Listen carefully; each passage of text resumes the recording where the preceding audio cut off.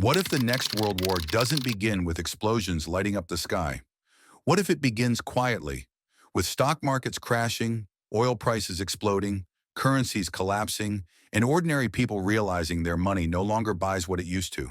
For decades, the world feared World War III would start with nuclear weapons. But the modern world is different. Today, wars don't begin only on battlefields.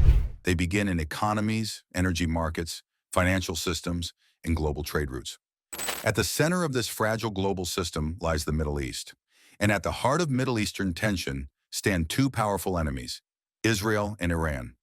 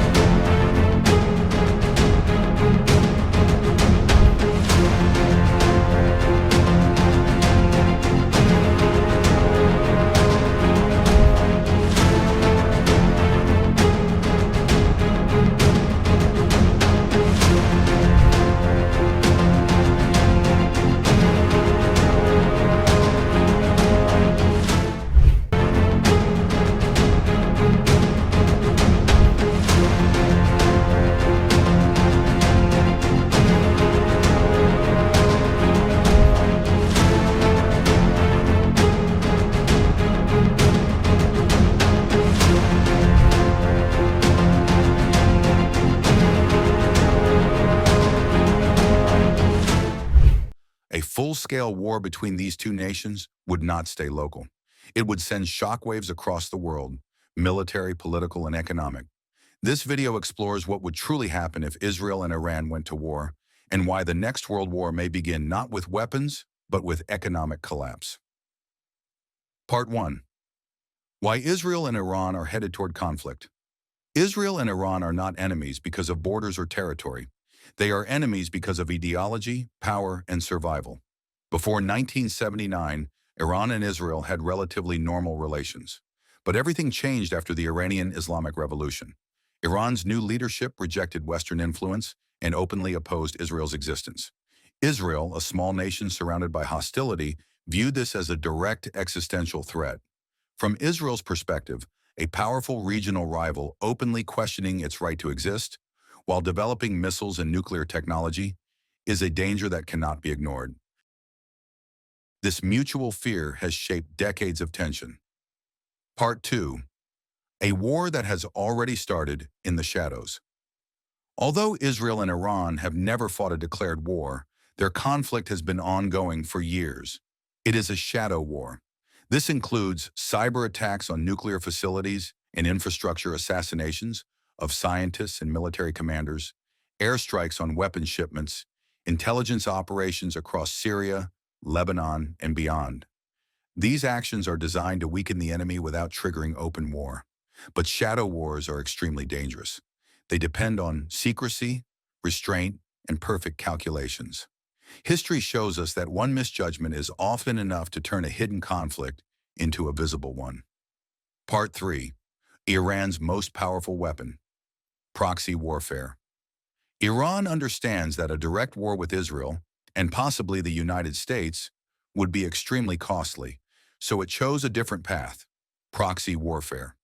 Over decades, Iran has built a powerful regional network: Hezbollah in Lebanon, militias in Iraq, military influence in Syria, support networks in Gaza and Yemen. This strategy allows Iran to surround Israel with hostile forces without firing missiles from its own territory. Military analysts call this strategy a ring of fire.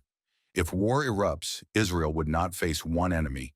It would face multiple fronts at the same time. Part 4. What a full-scale Israel-Iran war would look like. A full-scale war between Israel and Iran would be unlike previous Middle Eastern conflicts. It would be fast, technological, and extremely destructive. Missile and air warfare. Iran possesses thousands of ballistic and cruise missiles capable of reaching Israel. Israel has advanced missile defense systems, but no defense is perfect.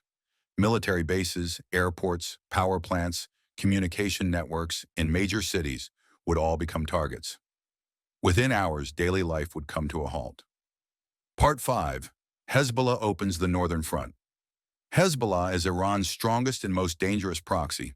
It is believed to possess over 100,000 rockets and missiles. If Hezbollah launches a full-scale attack, northern Israel would face constant bombardment. Millions could be forced into shelters or evacuation. Israel's military would be stretched to its limits. This alone could turn the conflict into a long and devastating war. Part 6. Why the United States would be dragged in. Israel's most powerful ally is the United States. If Iran directly attacks Israel, targets U.S. bases, or threatens international shipping, American involvement would become almost unavoidable. Once the U.S. enters, the war becomes international. Global military tensions rise sharply. Other major powers are forced to react. At that point, the conflict would no longer be regional. It would be global. Part 7. The Middle East collapses into instability. A large-scale war would destabilize the entire Middle East. Countries like Saudi Arabia, United Arab Emirates, Iraq, Jordan, Syria would face economic shock, internal pressure, and security threats. Oil facilities could be attacked. Shipping routes could be disrupted. Refugee crises would expand rapidly. The Middle East would transform from a conflict zone into a global economic threat. Part 8. Oil, the most dangerous weapon in the world. Modern civilization runs on energy. Transportation, food production, electricity, and industry all depend on oil. One location is especially critical: the Strait of Hormuz. Nearly 20% of the world's oil supply passes through this narrow waterway. If war disrupts it, oil prices could double or triple, fuel shortages would spread globally, inflation would skyrocket. Even a short disruption could trigger worldwide economic panic. Part 9. Global financial markets in free fall. Financial markets react instantly to fear. A Middle East war would likely cause stock market crashes, currency devaluation, capital flight from weaker economies, investor panic. Trillions of dollars could disappear within days.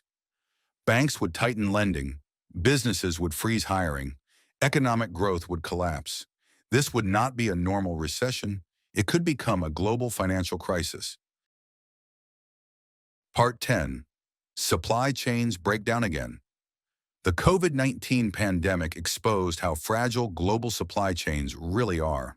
A major war would disrupt shipping lanes, manufacturing hubs, raw materials, food and medical supplies.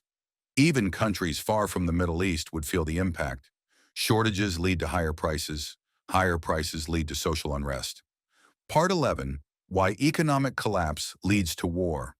History teaches us a harsh lesson. Economic collapse does not prevent war. It creates it. When economies fail, governments lose public trust, protests and unrest, grow extremist movements, gain support. Economic desperation pushes nations toward dangerous decisions. A global economic collapse could ignite conflicts far beyond the Middle East. Part 12. The next world war will start silently. The next world war may not begin with bombs or tanks. It may begin with bank failures, debt crises, currency collapses, trade wars, cyber attacks on financial systems. By the time weapons are fired, the war may already be underway economically. This is the new face of warfare. Part 13. How this war would affect you. You don't need to live in the Middle East to suffer the consequences. A major conflict could mean higher fuel and electricity bills, expensive food job, losses, falling savings, economic uncertainty. Even without bombs falling nearby, your daily life would change. Part 14. Can this disaster be prevented? History shows that wars are rarely inevitable. They happen when diplomacy fails, fear replaces reason, and economic pressure reaches a breaking point. The world today is deeply interconnected and dangerously fragile. Avoiding catastrophe requires restraint, cooperation, and awareness of how close the global system already is to collapse. Conclusion. A warning from the future. Israel versus Iran is not just another regional conflict. It is a potential trigger for global chaos. If war erupts in the Middle East and the global economy collapses under the pressure, the next world war may not start with weapons. It may start with hunger, fear, and financial collapse. And by the time the first missile is launched, the real war may already be underway.